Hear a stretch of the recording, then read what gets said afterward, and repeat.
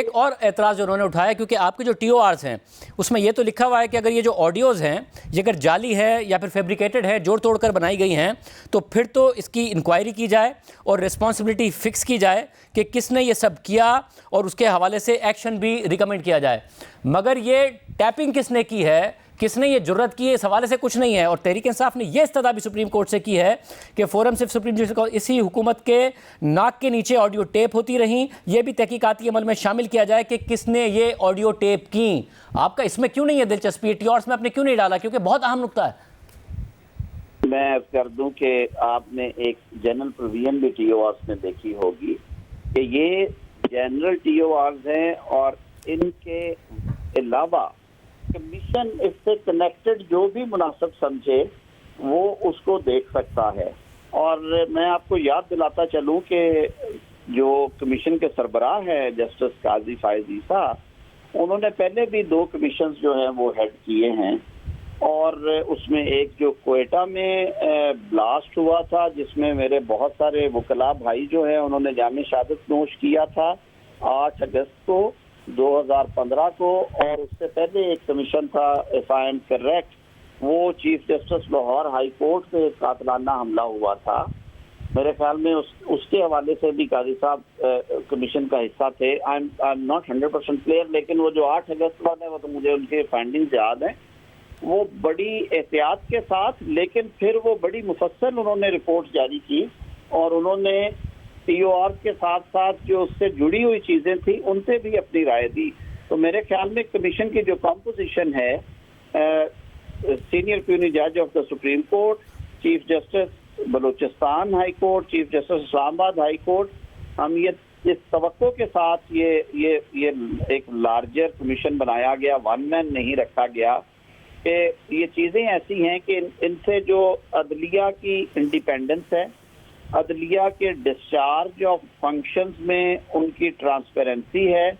اور عدالتی شخصیات کی جو ایک طرح سے ان کا تقدس، تکریم یا ان کی انڈیپینڈنس اور ان کی امپارشیلٹی انوالوڈ ہے.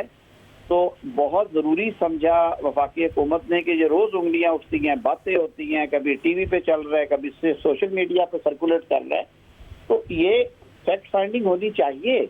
مگر طاہر صاحب اب مسئلہ یہ ہے کہ اگر ظاہر ہے جیسے فائز عیسیٰ سے یہ توقع کی جاتی ہے کہ وہ ان ٹی او آرز کے علاوہ جو آپ کہہ رہے ہیں کہ ان کے پاس اختیار ہے، جب وہ اس بات کی تحقیقات کریں گے، اگر وہ سورس پر جاتے ہیں کہ کون یہ ٹیپنگ کر رہا تھا، تو حکومت اور حکومت کے ماتحت ایجنسیاں کیسے اس سے بری ذمہ ہوں گی؟ اور یہ تو بہت بڑا چارج ہوگا کہ چاہے چیف جسٹس صاحب کی ساس ہوں یا پھر دیگر لوگ ہوں، ان کی فون ٹیپنگ کی جا رہی تھی حکومت کی طرف سے. شاہزیب صاحب، میں اگر فرض کر سکوں، دیکھیں ہم 21ویں صدی میں بیٹھے ہیں، ہم لوگ ابھی تک پھنسے ہوئے ہیں اس زمانے میں جب سرکاری ٹیلی فون کمپنیاں ہوتی تھی اور ٹیلی فون پہ آبزرویشنز لگائی جاتی تھی اور پھر ان پہ ٹیپنگ ہوتی تھی، کیونکہ ان تک ایکسیس صرف اور صرف سرکار کی ہوتی تھی. وہ وائڈ نیٹ ورکس ہوتے تھے، اور ایک سینٹرلائزڈ ایکسچینج ہوتی تھی ہر ریجن کی جو اس کو ڈیل کرتی تھی. اس کے ہم نے وہ ٹی وی میں بھی دیکھتے تھے، فلموں میں بھی دیکھتے تھے کہ وہ کس طرح سے مینج ہوتا تھا. وہ اس میں وہ پلگز ہوتے تھے، وہ پلگ لگاتے تھے اور پھر وہ آپریٹرز وہاں پہ سنتے تھے. دیکھیے یہ نیا زمانہ ہے، یہاں پہ ہر چیز جو ہے وہ اب سیلولر نیٹ ورکس پہ چلی گئی ہے. سیلولر کے آگے پھر معاملات اسمارٹ فونز پہ ہیں. اسمارٹ فونز ہینڈل ہوتے ہیں وائی فائی نیٹ ورکس کے ذریعے، وہ وائرلیس ہیں. آپ کو پتا ہے کہ جو ہیکرز ہیں کئی دفعہ وہ ایکسیس کر لیتے ہیں. پینٹاگون اگر ہیک ہو سکتا ہے،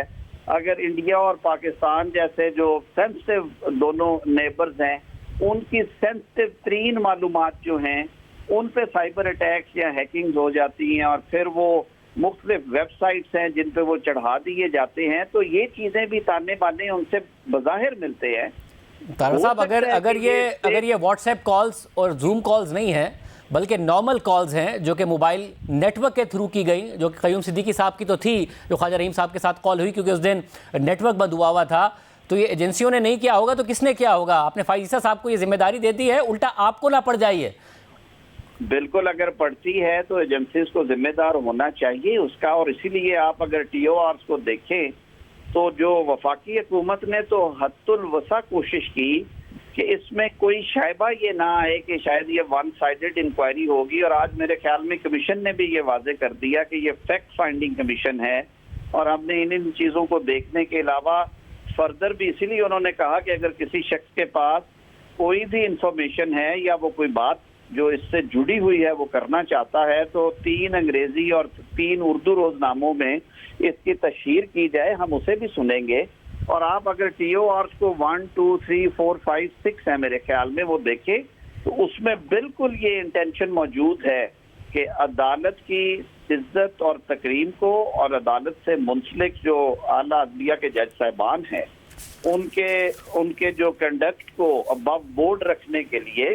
بلکہ ونڈیکیٹ کرنے کے لیے یہ ایفرٹ کی گئی ہے۔ اس کو اب اگر ہم نیگیٹو سینس میں جتنا لیں گے اس پہ تو 50 مگر طاہر صاحب تحریک انصاف کی صدا میں ایک یہ بات بھی ہے نا، تحریک انصاف کہہ رہی ہے کہ سپریم کورٹ کے کسی جج کے خلاف تحقیقات یا کارروائی کا فورم صرف سپریم جوڈیشل کاؤنسل ہے۔ اب نواز شریف صاحب نے، مریم نواز صاحبہ نے تو کہا تھا کہ حکومت ریفرنس بھیجے، تو آپ ریفرنس بھیج دیتے سپریم جوڈیشل کاؤنسل میں، اس حوالے سے تحقیقات ہو جاتی، بجائے اس کے کہ آپ یہ راستہ اختیار کرتے۔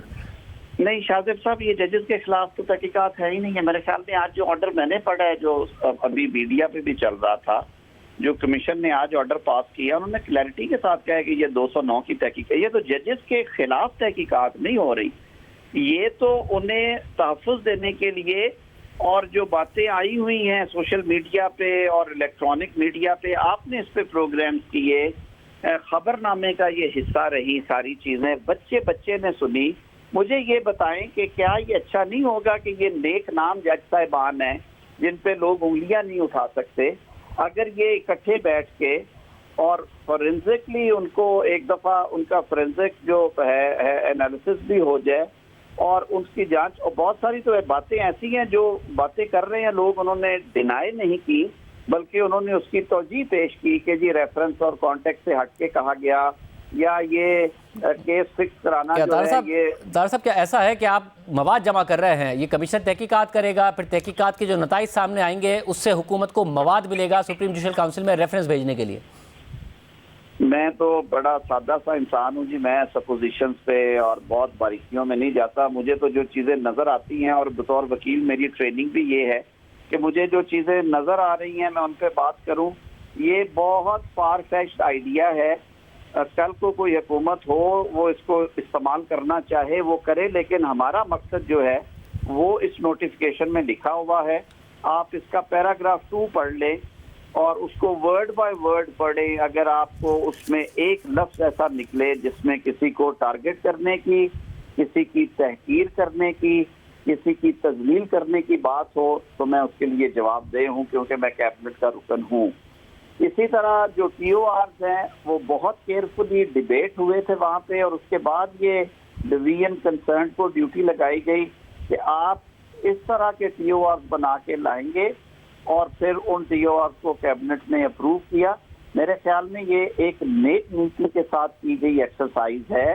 جس پہ ہمیں انتظار کرنا چاہیے، اور میں یہ توقع رکھتا ہوں کہ کمیشن آزادانہ طور پہ شفاف طریقے سے، آج انہوں نے بہت اچھا فیصلہ کیا کہ اس کی جو کارروائی ہے وہ پبلک ہوگی اور